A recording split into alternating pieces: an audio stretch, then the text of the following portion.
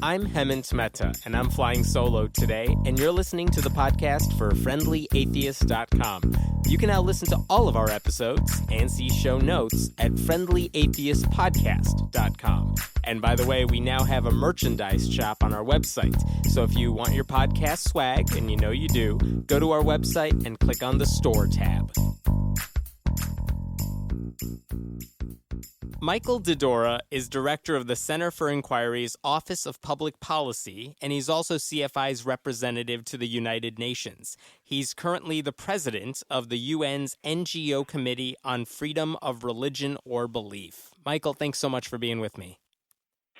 Thanks for inviting me on the show. I'm glad to be here. So one of the things I really want to talk to you about is what's going on with atheists internationally, because, I don't know, over the past year or so, we've seen so many people who are either outspoken atheists or even accused of blasphemy who have been imprisoned or killed. And I'm wondering, this is something you deal with on a regular basis. So first of all, can you tell us kind of what you do with the UN and your work there? And then we'll talk more specifics about what's going on in other countries. Absolutely. So the Center for Inquiry's Office of Public Policy is the program of the organization dedicated to advancing its interests in secularism, science, and rationality in particularly areas of law and public policy. And we work at the state level, and we work at the federal level, so I'm based in Washington, D.C., but a lot of our work is at the international level, and in particular, a lot of our work is through the United Nations program that we have. So in the late 90s, the International Humanist and Ethical Union was able to get consultative status at the UN, which basically means that you're recognized as a nonprofit organization that can go there and engage in a lot of the high-level human rights discussions. And a couple of years later, the Center for Inquiry followed. There actually have been several organizations which have followed since then, including the British Humanist Association and Atheist Alliance International, in getting their own consultative status. And so kind of mirrors the growth of the atheist community more generally, that you have atheists and humanist organizations now being represented at the United Nations.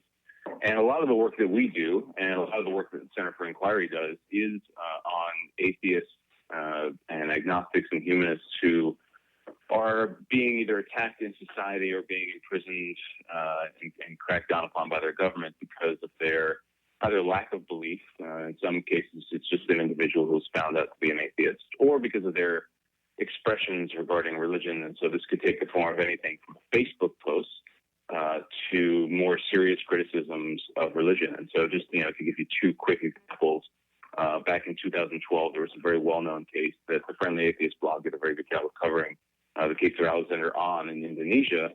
And he got in trouble in Indonesia for posting some cartoons and thoughts on Facebook after he was leaving his religion of Islam.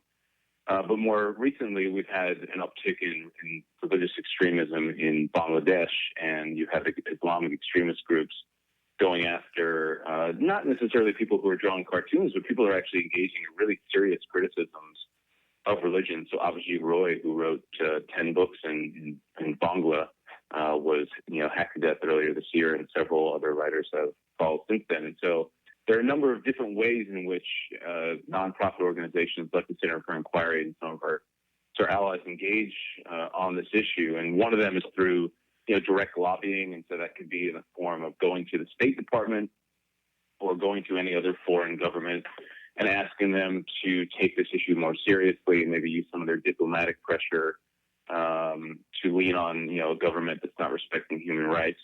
Another might be some kind of direct engagement with that government. Obviously, that engagement will depend on what kind of country you're dealing with.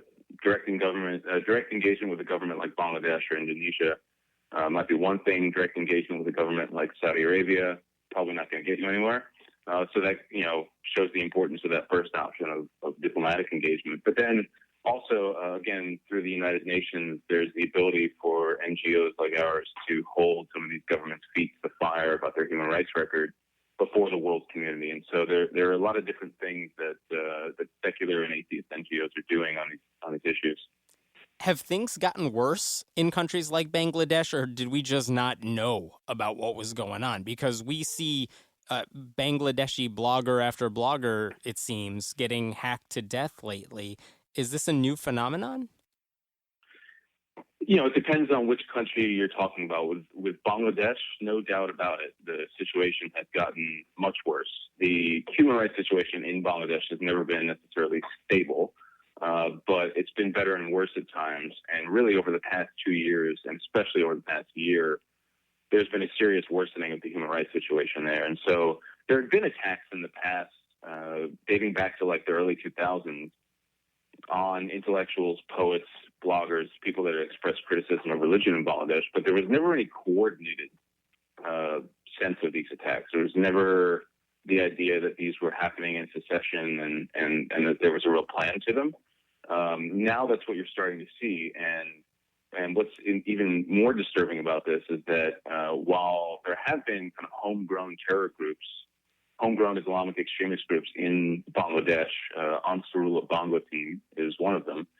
Now, in the past year, you have Al-Qaeda in the Indian subcontinent, and more recently, in the past couple of weeks, ISIS claiming responsibility for some of these attacks. Now, this is something that hopefully the world community wakes up to, because, homegrown terrorism in Bangladesh is one thing, but when you have ISIS, which is a big concern on Capitol Hill here, and more broadly in the United States, we're hoping that some Americans wake up to the spread of Islamic extremism throughout the world. So there's no doubt that the situation in Bangladesh is getting worse, and it's getting worse for everyone. There have been attacks not just on atheist bloggers, but even more recently, the last attack that happened about a month ago in Bangladesh was on a publisher, where actually there were two publishing houses that were attacked, but one publisher was left dead, and that publisher was a Muslim who just happened to believe that his religion should be able to stand up to some open criticism. And then more recently, in the last couple of weeks, you've had attacks on foreign nationals in the country. You have terror groups that are really trying to stir discord and unrest in the country.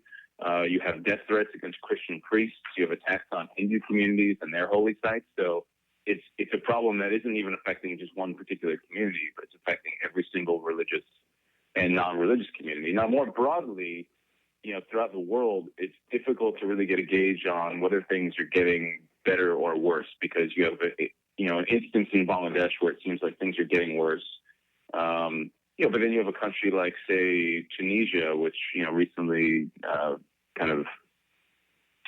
instituted a secular constitution and has made a lot of changes towards progress for respect for human rights. And so what I think a lot of the atheists and secular and humanist NGOs are trying to do is find those good examples like Tunisia and maybe hold them up as an example for a country like Bangladesh.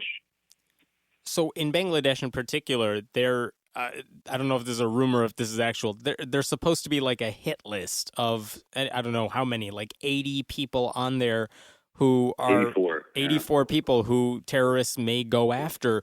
When you hear about that, when you see that list, is there anything a group like CFI or the UN can do to help those people, or is it just, oh man, we better get we just better be prepared because this is going to happen soon again? Is there anything you can do?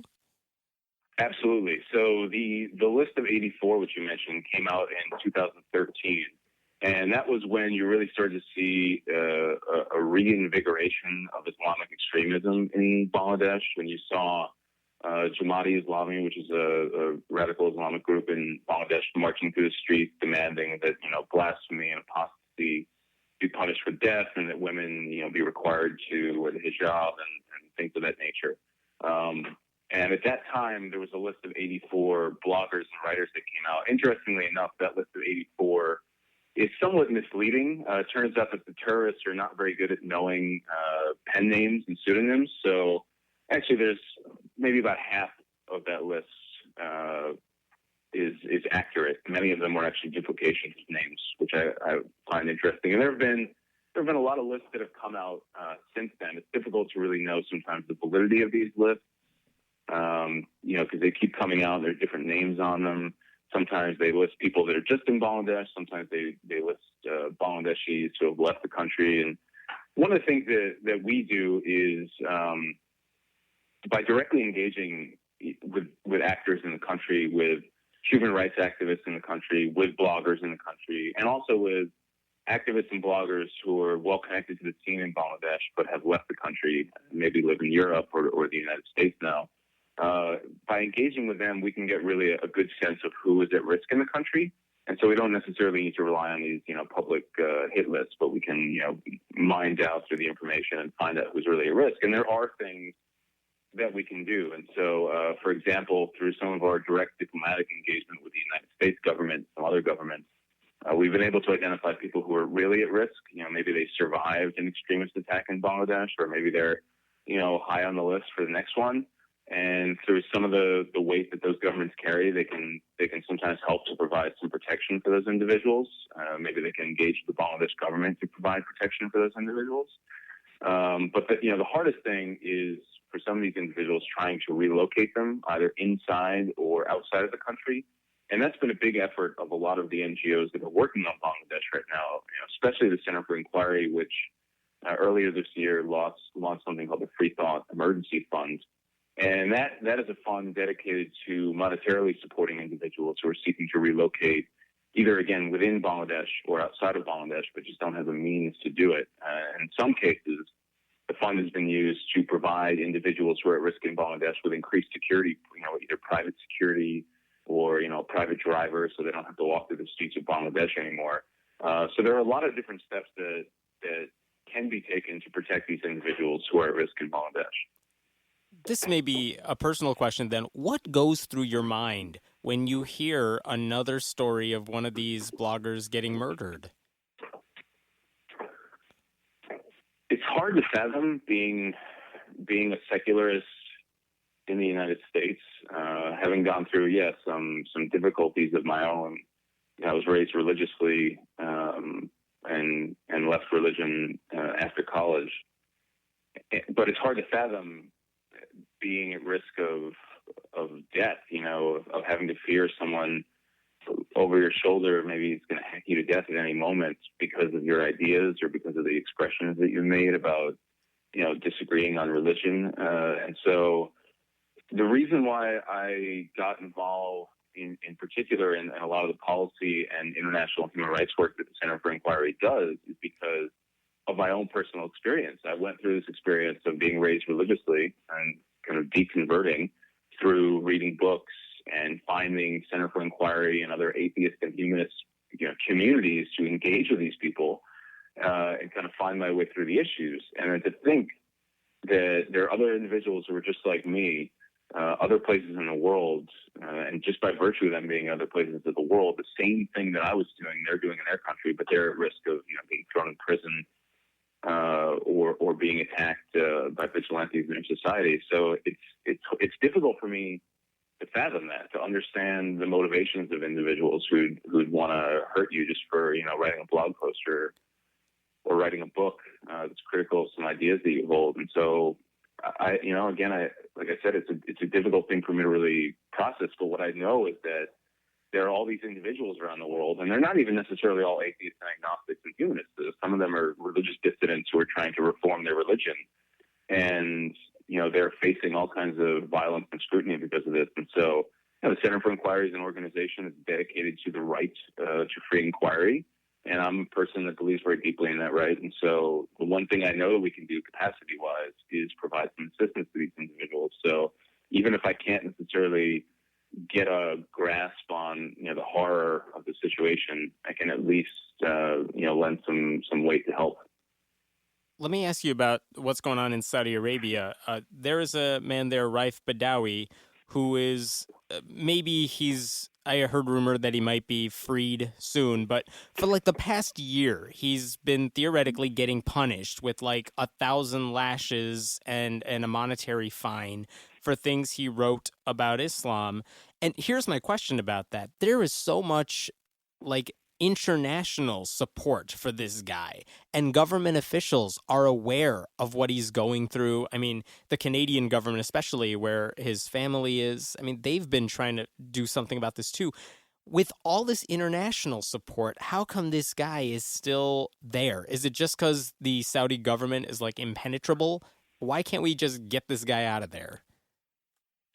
It's actually the case of Raif Badawi is one of these difficult situations in which the more attention that's been brought onto his case, the better it is for him in terms of his own safety. It makes it very difficult for the Saudi government to carry out their punishments. So, for example, after his first set of lashing, because he's sentenced to 1,000 lashes along with his 10 years in prison, and they carried out the first 50, which I think were carried out about 3 days after the attacks on Charlie Hebdo magazine.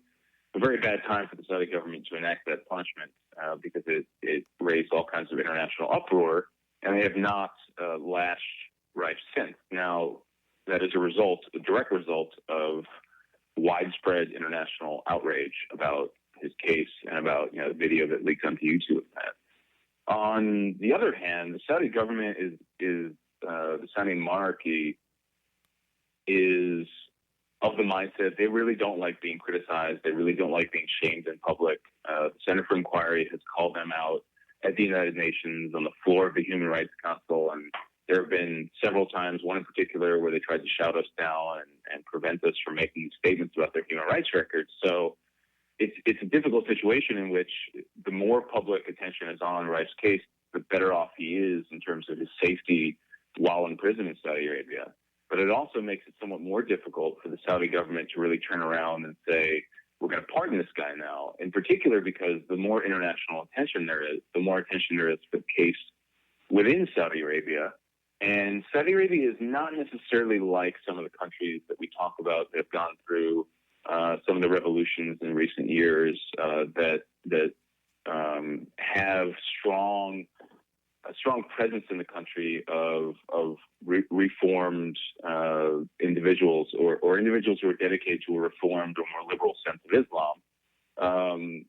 There has been a lot of talk within Saudi Arabia and within diplomatic circles about how the monarchy is very frightened, to be frank, that if they pardon people like Raif Badawi, what would happen to the monarchy? Would there be a revolution in the country? And that kind of revolution would not come from individuals who are happy that Reif is being pardoned. They would be individuals who are saying, what are you doing? You're letting an infidel go free. Mm-hmm. So it's a very difficult situation, in terms of all the PR and in terms of you're dealing with, you said it very well. It's just an impossible nut to crack. I think Saudi Arabia is a very difficult nut to crack. They don't kind of listen to international pressure in the same way that, a couple of years ago, you remember the woman in the Sudan who was arrested for apostasy and ended up delivering a child in prison. She was released and brought to the United States because the United States and other governments have a lot of, weight that they can lean on the Sudan with that they can't necessarily use on or at least they feel they can't use on Saudi Arabia. So one of the things that we have been doing at the Center for Inquiry is just kind of knowing that the United States government has a very interesting relationship with Saudi Arabia, going to some other governments, like you mentioned, the Canadian government, and leaning on them and saying if the U.S. government, can't really engage in forceful advocacy on this, even though I do think they're bringing up Reif's case. I just don't think that they're engaging in it forcefully enough, that maybe some of the other governments can. And there has been some hope, Germany and some of the other governments have really stepped up their game on this. And now there are some rumors that maybe Reif will get a pardon. I haven't been able to confirm any of those rumors, but I think that if he is pardoned, it's no doubt a result of the international pressure which has been applied from tons of different civil society and non-governmental groups, and including many of the people that read your blog. So for all of our talk of religious freedom in this country, what is our government doing, or anything at all, to protect atheists overseas? So there are a couple different ways that the U.S. government does work to protect atheists, agnostics, humanists overseas. I would say the main part of the U.S. government that is involved in this kind of work is the Office of International Religious Freedom, which is within the State Department. And it was created in 1998, and it's currently headed by David Saperstein, who is the ambassador for international religious freedom. And that body, or that department within the State Department, engages with foreign governments, issues reports, engages in direct conversations with other governments that are oppressing atheists. And And they're an office that has been very receptive to dialogue and discussion with groups like the Center for Inquiry. We've met with them. I was actually just in there the other day with Bon Ahmed, who is obviously Roy's widow. And they've also, met with us before with the American Humanist Association and the Secular Coalition. And they're very concerned about what's going on with atheists abroad who are being persecuted and thrown in prison or being attacked. And so they've, issued a number of public statements. Like I said, they've engaged with other governments on this.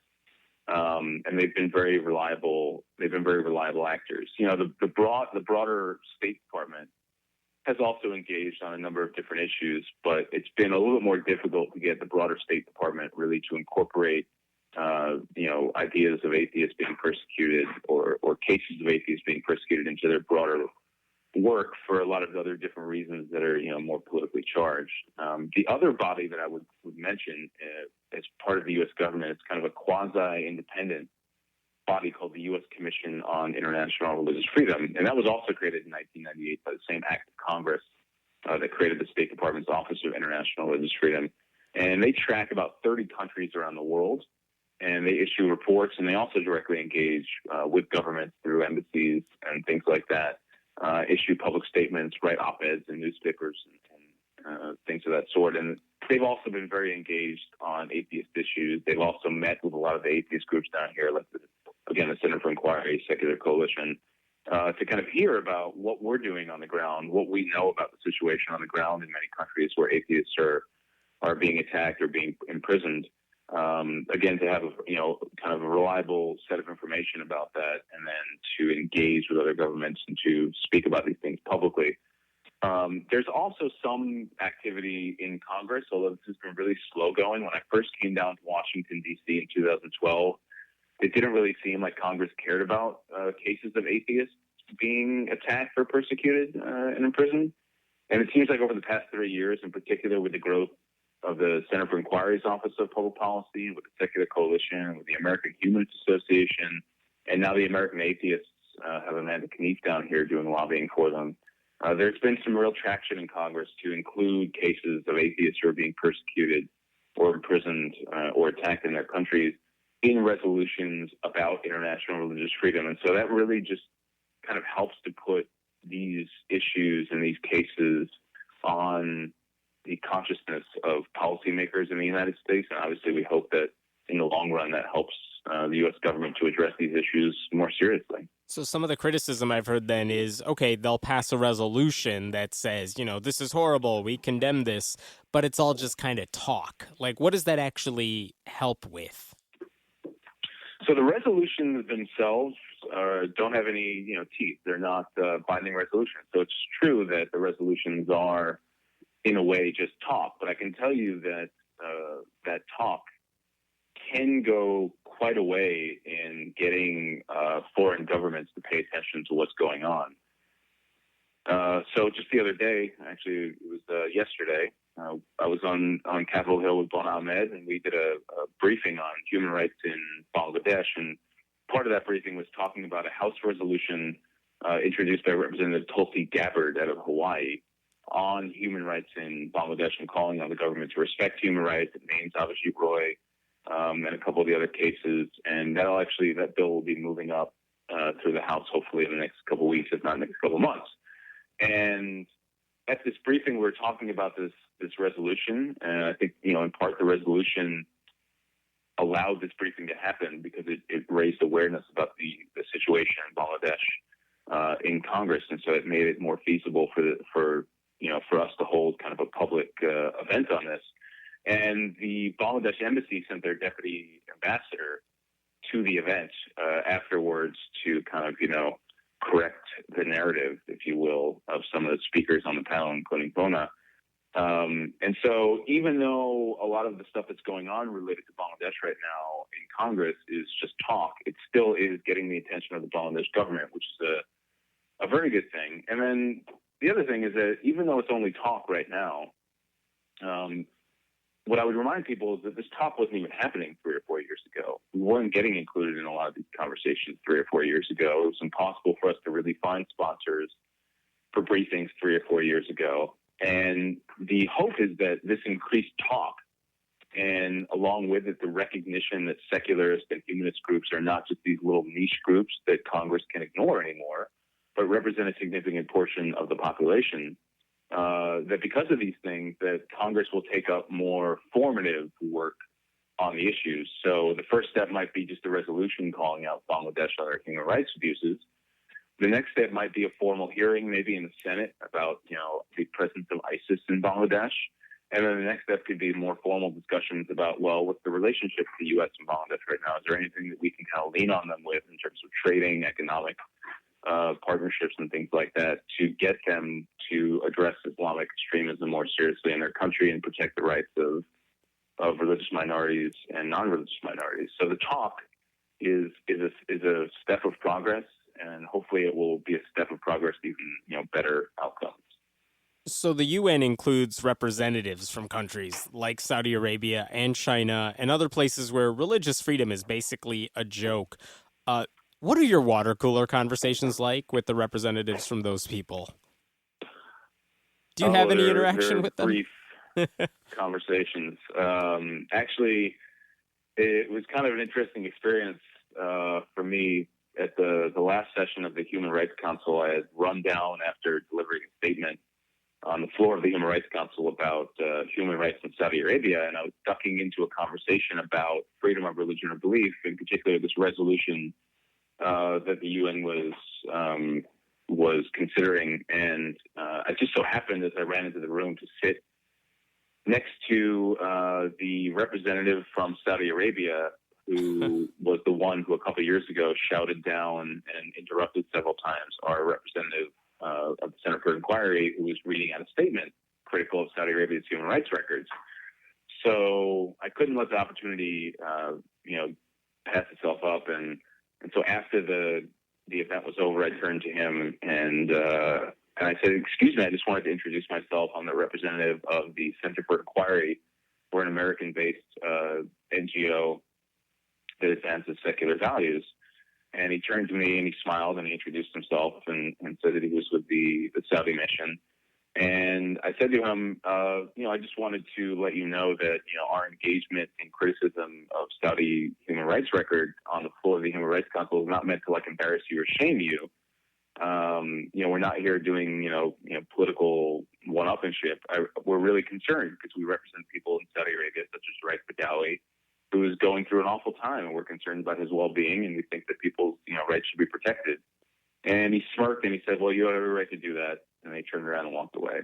Damn. So, and then it's not like we're sitting down for coffee anytime soon. I mean, a lot of these member states, the more extreme ones, like Saudi Arabia, for example, are not really engaging in dialogue with the civil society groups that are criticizing on the floor. I will give some credit, though, to some of the other countries for at least having representatives that are somewhat more open to listening to civil society groups. So Egypt, a pretty bad human rights record, but their representatives in Geneva are somewhat approachable to having conversations. And these conversations are always somewhat tense because you're dealing with a country that is either in denial about its human rights record or has a radically different view of the world than any Western-based secularist advocacy organization. And so necessarily it becomes very difficult to navigate those conversations, and you have to be somewhat careful about what you say to not necessarily offend the person that you're talking to. But it's difficult, and a lot of it is based on what that particular country is going through at the time that would make them more or less susceptible to dialogue. I have one last question for you, Michael. While atheists seem to be getting persecuted more in recent years in certain countries, I wonder if they're also growing stronger in any way. Is there more solidarity among these atheist writers, bloggers, publishers? Has the internet made it better for them because they all know what we're all going through, what they're all going through, and so they kind of band together? Is that happening? The internet has absolutely changed the way in which atheists and humanists and agnostics and even skeptics and others who are interested in this broader community, it's definitely changed the way in which they can communicate with one another. And so, it's gone from 15, 20 years ago to, if you were getting involved in this kind of stuff. For example, in the Bengali region, you had Mukta Mona, which was the blog, or rather the Yahoo discussion group that Abhijit Roy began in 2001 to connect free thinkers in that area. But at that point, the only thing you could do was really engage in this discussion group, and maybe you would trade phone numbers or something like that. But now it's to the point where, you have Twitter, you have Facebook, you have Skype, you have FaceTime. Anyone anywhere in the world who has a connection to the internet can almost immediately connect with someone else, somewhere else in the world, perhaps on the other side of the world. And so now you have atheists in Turkey communicating with atheists in Egypt, but also atheists in Saudi Arabia and atheists in Indonesia and atheists here in the United States.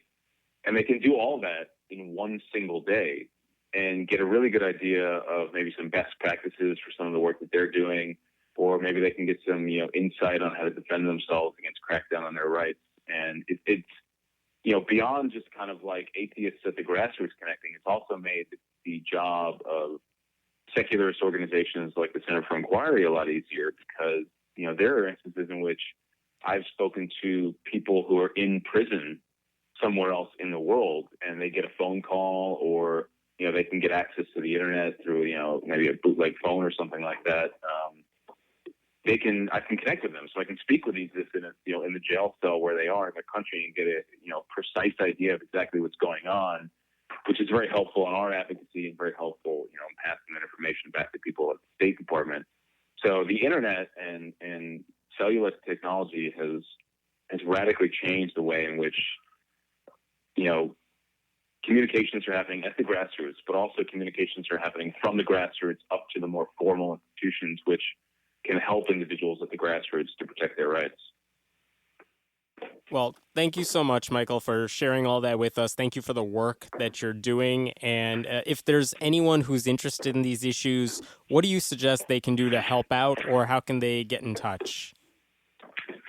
Well, at risk of having a full email box, I would tell people to email me. If you just Google my name, you can find my email on the Center for Inquiry's website. But it's Dora, my last name, at centerforinquiry.net. And there's a lot of different stuff that's going on. Some of it necessarily has to happen behind the scenes, somewhat quietly, to protect the identities of individuals and organizations who are engaged in this. But I would urge individuals right now, in particular, given the crisis in Bangladesh, to look up the Center for Inquiry's Free Thought Emergency Fund, and if there's anything they can give to support that fund, that would be a tremendous help, because we're dealing with a situation in which we have a lot of people in Bangladesh who are looking for security or looking to relocate, either again within the country or outside of the country. And some of them have families, and many of them are very young, and they're very smart. Most of them are PhD or master's students. So it's a very tricky situation, and any support in that regard would help. The other thing I would say, because not everyone I know can get involved financially, a very simple thing that people can do is, there's a House Resolution 396 that's in the House, and one of the things we've been telling people or asking people to do is, pick up the phone, call your U.S. representative or your U.S. senator and say, I heard that there's a House resolution on human rights in Bangladesh. As a secularist here in the United States, I'm very concerned with the right to free speech, the right to freedom of belief and expression. And I would love for you to co-sponsor this resolution, or if you're in the Senate, to introduce it, as a companion bill. I think that is a very easy way, a very simple way that people at the grassroots across the United States could get involved in supporting the human rights of individuals halfway across the world. Awesome. We'll have links to that all in the show notes then for people who are interested. Thank you again for your time, Michael. Sure. Thank you, Ahmed. Pleasure. Thanks for listening to the podcast for FriendlyAtheist.com. This episode was taped at Cinnamon Sound Studios in Aurora, Illinois, and the music was written and performed by Brad Chagdis. If you like what you're hearing, please consider making a contribution at patreon.com/Hemant, that's He-Man-T. We appreciate your support. I'm Hemant Mehta. And I'm Jessica Blumke. We hope you'll join us next time.